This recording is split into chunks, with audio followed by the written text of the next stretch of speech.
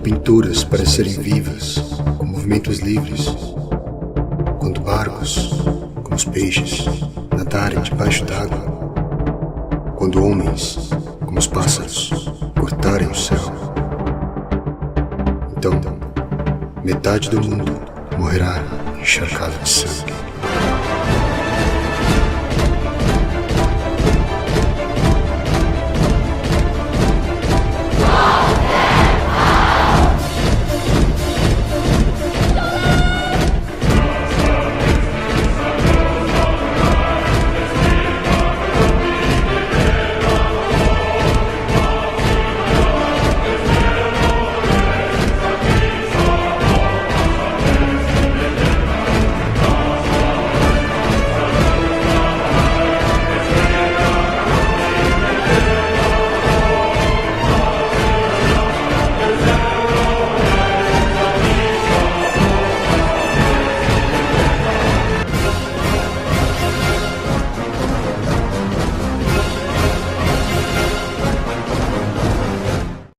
José María Sánchez de Toca é autor de um livro chamado Os Profetas do Bosque, uma compilação comentada de 75 vaticínios coletados na Europa Central, principalmente Alemanha, sobre o futuro da Europa e do mundo. Uma tradição de vaticínios que recua aos primeiros séculos da era cristã e prossegue até praticamente nossos dias. Sánchez de Toca selecionou-os metodicamente, excluindo os falsos e de caráter duvidoso ou os que poderiam ser obra de serviço secreto, para o que pode ter sido útil, imagino eu, em sua longa carreira militar. Trata-se de vaticínios, curtos longos, registrados pelos próprios videntes ou passados oralmente pelas gerações até caírem ao pergaminho e ao papel. Essa tradição de vaticínios é composta por gente de todo tipo, anônimos, às vezes camponeses e letrados, às vezes santas como Hildegarda de Bingen, pintores como Albrecht Dürer, filósofos como Paracelso ou misteriosos prisioneiros de guerra do começo do século XX. Deste vasto material, saltam aos olhos as semelhanças, os elementos em comum nessas descrições do que estaria por vir, o que não pode ser explicado como uma simples replicação, visto que a possibilidade de terem entrado em contato entre si é muito remota. Para o autor, não é que todos prediziam o mesmo, e sim que pareciam ter visões parciais de um mesmo desenvolvimento, como se fossem partes distintas de uma mesma sequência cinematográfica, filmadas com lentes diferentes. Algo assim como as versões distintas que dão os diversos testemunhos de um mesmo fato.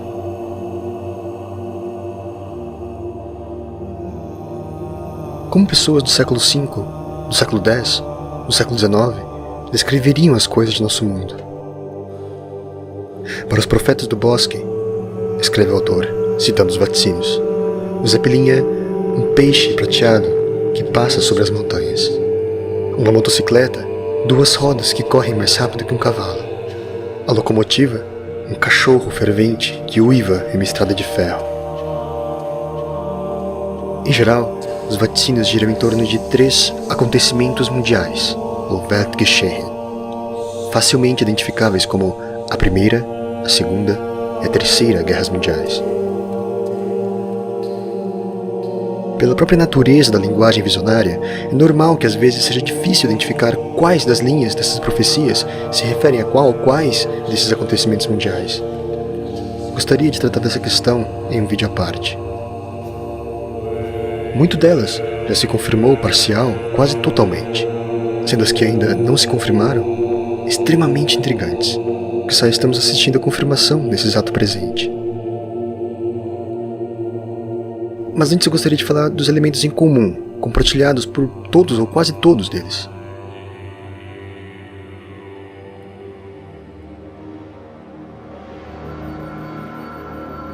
Desaparecimento do Sacro Império Romano.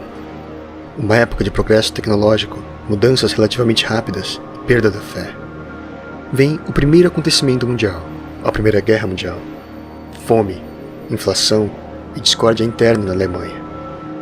Monarquias caem como maçãs maduras. Mulheres começam a usar calças, que é um componente bastante comum nesses vaticínios. Um deles fala de um senhor severo, cujo livro o estrangeiro não se deu ao trabalho de ler. Invasão da Tchecoslováquia. vem o segundo acontecimento mundial, a Segunda Guerra Mundial. Os profetas preveem sucessos iniciais, mas um resultado desastroso para a Alemanha. Surge o que hoje chamaríamos de televisão, uma febre de construção de edifícios e estradas. É difícil distinguir um menino de uma menina.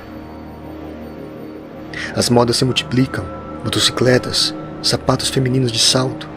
Os textos afirmam que as mulheres deixarão pegadas como as das cabras. A letra K, marcada na frente da igreja, assinala sua decadência. E o autor deixa no ar uma sugestão de que seria talvez uma referência a Karol Wojtyla. Tudo isso indica que o terceiro acontecimento está se aproximando, pois após esses eventos, as previsões da Europa Central predizem outros que, com toda certeza, não ocorreram, ou não ocorrerão ainda. Grandes sinais no céu, um grande crucifixo no céu, e uma espécie de granizo cósmico, uma chuva de estrelas composta de poeira cósmica ou aerólitos inflamados. Invasão do leste da Alemanha por russos, chineses, turcos, básqueres, mongóis. Um pó amarelo lançado de um avião cria uma faixa de morte que atravessa a Europa do Adriático ao Báltico. O bombardeio desse pó amarelo é realizado por aviões vindos do deserto africano para cortar a Europa de norte a sul e isolar os exércitos orientais que penetraram na Europa Ocidental. Explosões similares a bombas atômicas ocorrem no mar, causando grandes inundações. O naufrágio, literalmente, da Grã-Bretanha, e em um deles também de Marsella. Não haverá paz na Europa até que Praga seja destruída, destruição que está ligada a um cataclismo da crosta terrestre. Quem sobreviver precisará ter uma cabeça de ferro. A grande batalha de Birkenbaum, ou Batalha das Bétulas, e outras batalhas finais. 3 dias de escuridão, durante os quais uma boa parte da humanidade desaparece. Bandos famintos percorrem a Europa. Falta de homens e animais. Por algum tempo, as mulheres terão que pegar no arado. Temporariamente, o caos toma conta da Europa. O Papa foge de Roma, passando pelos cadáveres de seus sacerdotes, e coroa como imperador um aldeão na cidade de Colônia, assim como outros reis da Europa Central. O Papa Santo e o imperador pacificam o mundo. Conversão geral e união das igrejas. A Rússia é convertida e o crescente é esmagado. Chega a era, a que chamam dourada.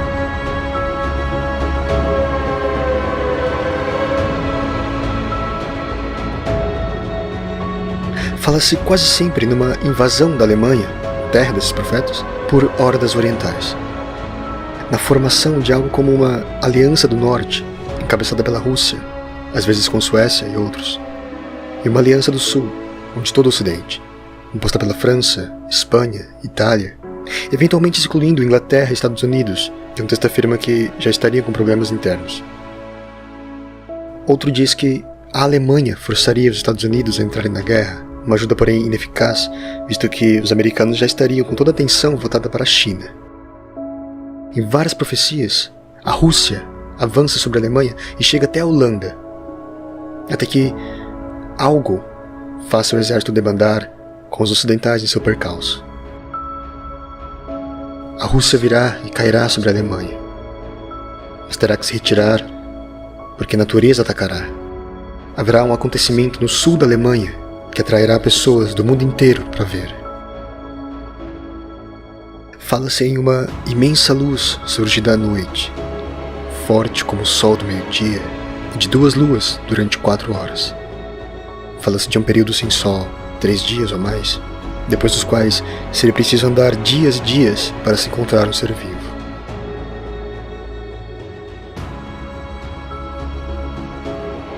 Intrigante é a afirmação de que um dos acontecimentos mundiais, qual dos 3 exatamente não dá para saber, ocorrerá em um ano em que a primavera chegará cedo. Em outro texto, ocorrerá em um ano em que a Páscoa cairá no dia de São Marcos, isto é, 25 de abril, que é muito curioso, pois A última vez em que isto ocorreu foi em 1943, e é algo tão raro de acontecer que a próxima vez será apenas em 2038.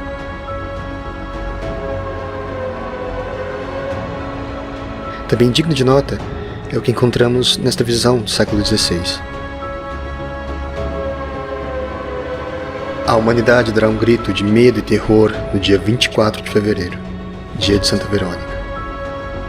Os trajes regionais voltarão e serão pregadas penitências severas. Sinais serão vistos no céu. A invasão da Alemanha ocorrerá quando o trigo estiver em flor. A partir de maio, falar-se-á de guerra. Em setembro e outubro, haverá grande mortandade. E em novembro, acontecimentos maravilhosos. E um sinal misterioso. Quando os 2 5 enfrentarem os 19. Deslumbrante, contudo, é o relato de Dürer, o famoso pintor renascentista. No ano de 1525, depois de Pentecostes, na noite entre quarta e quinta-feira de Pentecostes, tive esta visão em meu sonho.